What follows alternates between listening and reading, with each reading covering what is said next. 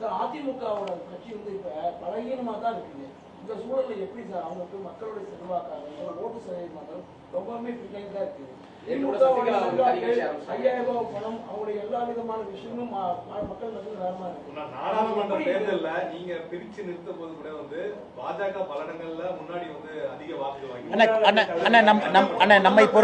நம்மை பொறுத்தவரை அனைத்து இந்திய அண்ணா திராவிட முன்னேற்ற கழகத்தினுடைய முதலமைச்சர் வேட்பாளர் முன்னாடி இருக்காங்க. கூட்டணி மிக வலுவாக பலமாக களத்தில் இருக்கு. அமமுக அண்ணன் டிடிவி தினகரன் அவங்க உள்ள இருக்கிறாங்க. அனைத்து இந்திய அண்ணா திராவிட முன்னேற்ற கழகத்தினுடைய தொண்டர்கள் மிக மிக சுறுசுறுப்பாக்காங்க. ஏன்னா அவங்க வெற்றியை சுவைத்தாக வேண்டும் என்கின்ற வெறியில் இருக்காங்க. நான் இன்னைக்கு பல இடத்துல பிரச்சாரத்துக்கு போகும்போது அதிமுக தொண்டர்கள் கூட இருக்கிறாங்க, நான் பார்க்குறேன். ஏன்னா அவர்களும் இந்த எலெக்ஷனை ஒரு மரியாதை பிரச்சனையாக நம்ம ஜெயிச்சாலுங்கிற வெறி அந்த தொண்டர்கள்ட்ட இருக்கு. பாரதிய ஜனதா கட்சியினுடைய தொண்டர்கள்ட்ட அந்த வெறி இருக்கு. ஜெயிக்கணும், பிரதமர் சொல்லிட்டாங்க, நம்ம ஜெயிக்க வைக்கணும். பிரதமர் சொன்ன பிறகு நாம் இங்கே எந்த கூட்டணி இருக்கக்கூடிய எல்லாரையும் ஜெயிக்க வைக்கணுங்கிற முடிவு. ஆனால் திமுகவினுடைய ஒரு தலைவர்களை பார்க்கும் பொழுது எதையோ சாதிச்ச மாதிரி அவங்க பாடி லாங்குவேஜ் இருக்கு.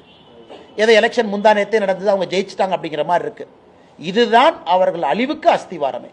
மக்கள் யாருமே அதை ஏற்றுக்க மாட்டாங்கன்னா, இதை எப்படி தமிழில் சொல்றதுன்னு எனக்கு தெரியல. அதாவது இந்த ஆணவமும் இந்த ஆங்காரத்தையும் எப்போ ஏற்றுக்க மாட்டாங்க.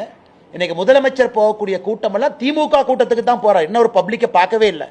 திமுக மகளிர் அணி மாநாடு, திமுக இளைஞர் அணி மாநாடு, திமுக மாணவர் அணி மாநாடு, திமுகவினுடைய பூத் முகவர்கள் மாநாடு. ஆனால் திமுக காரங்களே பார்த்துக்கிட்டு அவங்க முதலமைச்சர் வாழ்க வாழ்கிறாங்க. இது வந்து இந்த ரோம்ல நீரோக்கு இதே மாதிரி தான் இருந்துச்சுங்களாமா. ரோம் எரியுது, ஐயா நீங்க வாழ்க ஃபிடில் ஊதுங்கிற மாதிரி முதலமைச்சர் இருக்கிறாங்க. மக்களை சந்திக்க முதலமைச்சர் வரும் பொழுது தெரியும் எவ்வளவு கோபத்துல மக்கள் இருக்காங்க. கடந்த கால வந்து அரசியல் வந்து பாத்தீங்கன்னா நீங்க வந்து அதிமுக கடுமையான விமர்சனம் செஞ்சிருக்கீங்க. இப்ப அதேயோட கூட்டணி சேர்ந்து வந்து நீங்க பிரச்சாரம் பண்ண போறீங்க. அதை எப்படி? நான் ஒரு பாரதிய ஜனதா கட்சியினுடைய உண்மையான தொண்டங்கண்ணா. ஏன்னா 2024 தனிச்சு நில்லுங்கன்னு சொல்லும் பொழுது ஆம் நான் விமர்சித்து தான் ஆகணும், தனிச்சு நிற்கணும், எங்க கட்சியை வளர்த்துறக்கத்தான் எனக்கு அந்த பொறுப்பு கொடுத்துருக்கிறாங்க. மாநில தலைவர் பாரதிய ஜனதா கட்சி என்கின்ற பொறுப்பு பாரதிய ஜனதா கட்சியை வளர்த்துவதற்கு. ஆனால் இன்னைக்கு கூட்டணியில் இருக்கும் பொழுது இந்த கூட்டணியினுடைய ஒரு தொண்டன் நான்.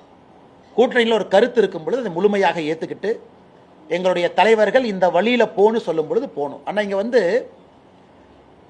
என்னதான் நீங்கள் கிரிக்கெட்டில் 11 அப்படின்னு இருந்தாலும் கூட இட்ஸ் அ டீம் கேமுங்கண்ணா.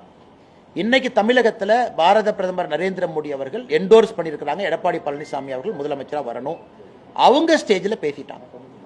திரு அமித்ஷாஜி அவர்கள் தெல்ல தெளிவாக சொல்லிவிட்ட பிறகு அண்ணாமலையை பொறுத்தவரை எல்லோருக்கும் பிரச்சாரம் செய்வது என் கடமை. அதை நான் அப்போ இருந்து நான் ரிஃப்ளெக்ட் பண்ணுறேன், பிரதிபலிக்கிறேன். அது உங்களுக்கு என்ன நீங்கள் கேட்டீங்கன்னா அண்ணா நீங்கள் மாற்றிட்டீங்களா அப்படின்னு சொல்கிறத விட இந்த பாரதிய ஜனதா கட்சியினுடைய ஒரு தலைவன் தொண்டனாகவும் இருக்க முடியும்னு நான் காட்டுறேன். தலைவராக இருக்கும் பொழுது கட்சியினுடைய வளர்ச்சிக்கு நான் தலைவராக இருந்தேன். இன்னைக்கு அந்த கட்சியினுடைய தொண்டனாக இருக்கின்றேன். கட்சியினுடைய வெற்றிக்காக நான் பாடுபடுறேன். அதான் என் கருத்துக்கள். ஆனால் அரசியலை பொறுத்தவரை உங்களுக்கு தெரியுங்கன்னா எடப்பாடி அண்ணனும் என்னை பற்றி சில விமர்சனங்கள் வச்சிருக்கிறாங்க. எல்லா தலைவரும் என்னை பற்றி வச்சிருக்கிறாங்க. அது காலத்தினுடைய கட்டாயம், அந்த நேரத்துக்கு அவங்க வைக்கிறாங்க.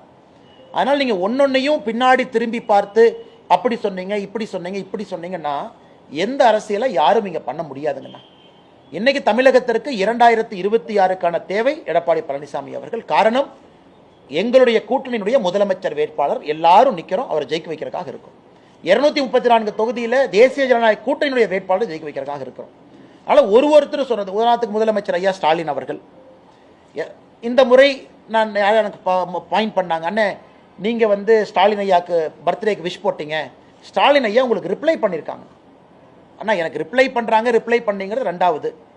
முதலமைச்சராக நான் ஸ்டாலின் அவர்களை விட்டு கொடுத்தது கிடையாது எங்கேயும். அந்த மரியாதை, அந்த தரம், அவருக்கு கொடுக்கக்கூடிய அந்த செல்வாக்கு, முதலமைச்சர் என்கின்ற பதவி எப்பொழுதுமே எங்கேயும் நான் விட்டு கொடுத்தல. ஆனால் எங்களுடைய அரசியல் தவறு செய்யும் பொழுது ஆரோக்கியமான அரசியலை வைக்கிறோம். அதை முதலமைச்சர் என்னுடைய பிறந்தநாள் வாழ்த்துக்கு திரும்ப பிரதிபலிக்கிறாங்கன்னா அதை நான் வரவேற்கிறேங்க. அப்படித்தான் அரசியலை பொறுத்தவரை. அதனால எல்லா இடத்திலும் சில விமர்சனங்களை வைக்கிறோம். அது ஆரோக்கியமான விமர்சனமாக வைக்கிறோம், கட்சியினுடைய வளர்ச்சிக்காக வைக்கிறோம். நாளைக்கு முதலமைச்சர் தேர்தலுக்கு பிறகு ஒரு பொது இடத்துல பார்த்தாலும் கூட திரு ஸ்டாலின் அவர்கள்ட்ட அதே மரியாதையோடு அதே அன்போடு தான் நான் போய் பேசிட்டு வருவேன், பழகிட்டு வருவேன். காரணம், தமிழ்நாட்டினுடைய முதலமைச்சராக இருந்தவர். அதனால் அதில் போய் நீங்கள் முதலமைச்சர் எடுத்து பேசிட்டீங்க, நீங்கள் மூஞ்சியை திருப்பிட்டு போவீங்களா? நான் ஒரு கட்சியினுடைய சாதாரண தொண்டன், அப்படிலாம் அரசியல் பண்ண முடியாதுங்கண்ணா. அதனால் இன்னைக்கு தேசிய ஜனநாயக கூட்டணியுடைய வெற்றி வாய்ப்புக்கு பாடுபட வேண்டிய கடமை தொண்டனுக்கு இருக்கு. காரணம், நிறைய பேரை நீ பார்க்குறாங்க, நிறைய பேர் நான் என்ன செய்கிறேன்னு ஒத்து கவனிக்கிறாங்க. அப்ப அவர்களுக்கும் ஒரு தொண்டனாக என்னுடைய தரத்தை காட்டுவதும் என்னுடைய கடமையாக இந்த நேரத்தில் இருக்கு.